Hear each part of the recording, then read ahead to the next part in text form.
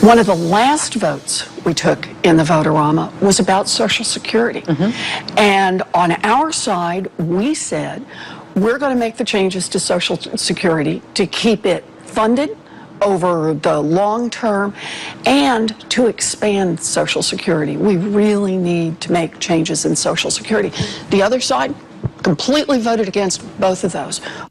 Well, those entitlement programs kind of can be the third rail of politics sometimes. Welcome back to America's Forum. John Bachman in for J.D. Hayward today. Vera Gibbons here, Newsmax contributor, financial journalist, and Pete Hoekstra, former chairman of the House Intelligence Committee. We're talking about Social Security.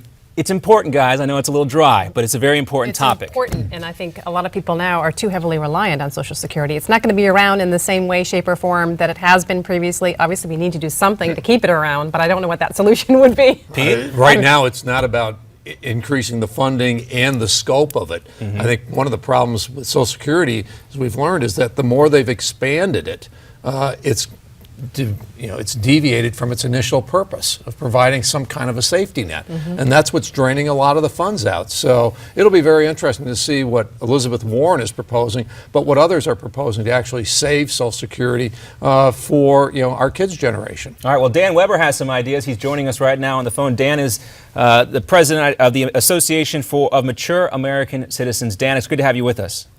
Thanks. Great to be on. All right, so we just heard from Elizabeth Warren there talking about expanding the funding for Medicare, for Social Security, and also who it reaches. What's your take on all this, Dan? Well, the take is they've been kicking the can down the road for years and years. Social Security's in great trouble. Next year, unless something is done this year, disability payments, people who are receiving disability will get a 20% cut in their disability payments.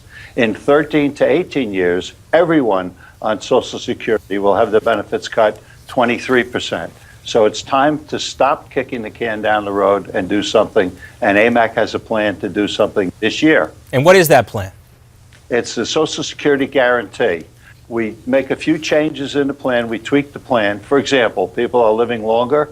We set the age back from age 62 to 64. We phase it in over 12 years, so the people in their 50s really don't have to worry about it.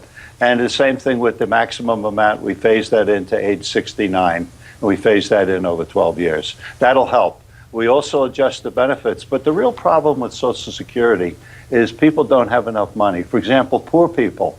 In 2009, 2010, there was no increase at all in Social Security, none at all, even though gas went up $1 a gallon. So what AMAC's plan is, we guarantee poor people, low-income people get a 3% increase in COLA every year.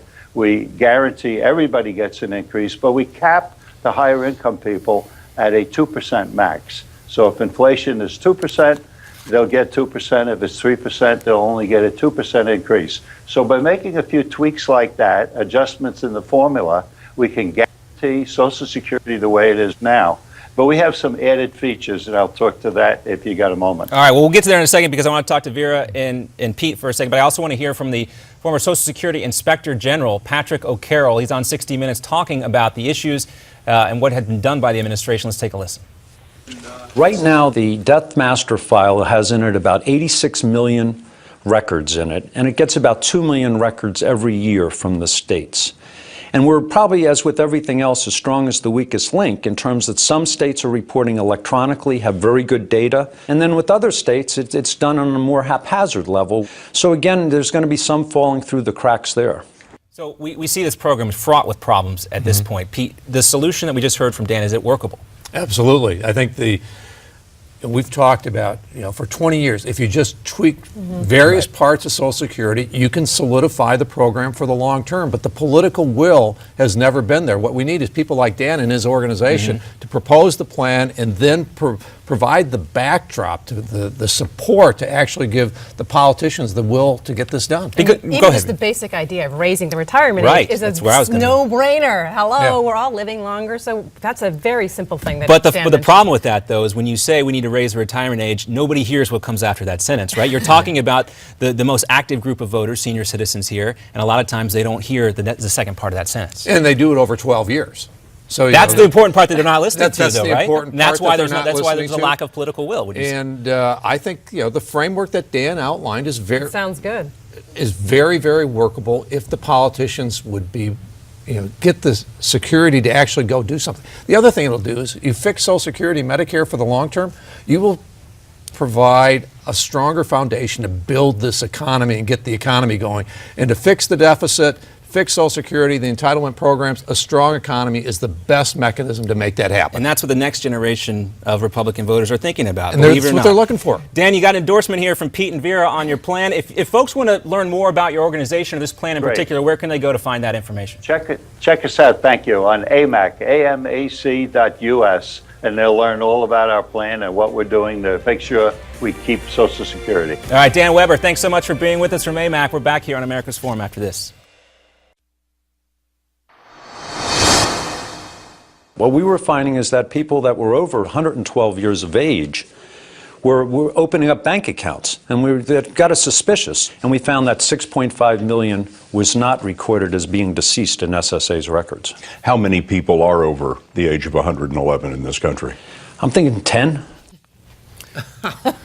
Wow. No, I need a break from that. Yeah. We did do a story about Gertrude, who's turning 117 today. She's the oldest person in the saw world, I that. think. Is that according to Social Security?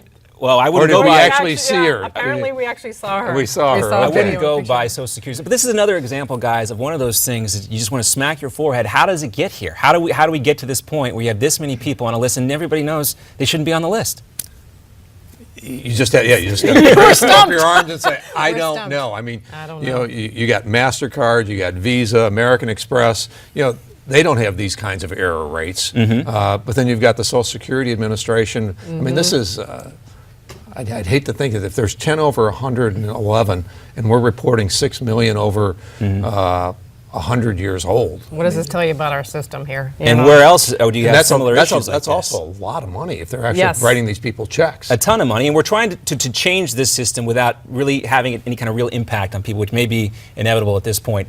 But when we talk about what Dan was talking about with this plan, what we're really talking about is the term means testing, right, Pete? And for the cost of living, absolutely, yeah. And that makes sense. Yeah. It's doable. It's doable. We hear Republicans, Dan, talk about this idea of means testing during campaigns, but then it never really comes back up again. Do you think things might be different this time around? Because if your plan catches on, it makes a lot of sense to people, and people want to see Social Security survive. Better than just keep Social Security surviving. What we've got to do is increase the benefits. For example, the average recipient is only receiving $14,000 a year.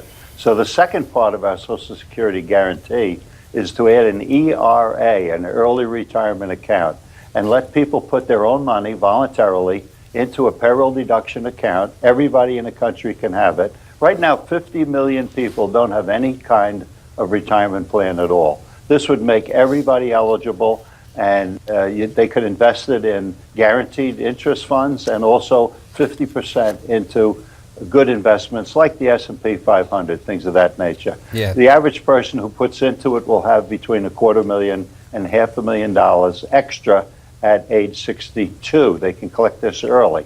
So if somebody wants to still retire at age 62, they'll have their ERA that they can collect from. The catch is they can't touch the money until they're age 62. Well, that's an interesting thing. Again, you can find that plan on amac.us. If I'm wrong, Dan, correct me. But I do want to move on to another topic, too. President Obama is going to be in Mitch McConnell's hometown today, blasting the Republicans for a new push to eliminate the so-called death tax, the estate tax. Is this a worthy pursuit, Pete, in your opinion? For Republicans to repeal it? Yeah. Absolutely, because I think what I found when I was in Congress, you got a lot of family businesses who have built their businesses in a community. You know the owners, you know the people that work there and those types of things.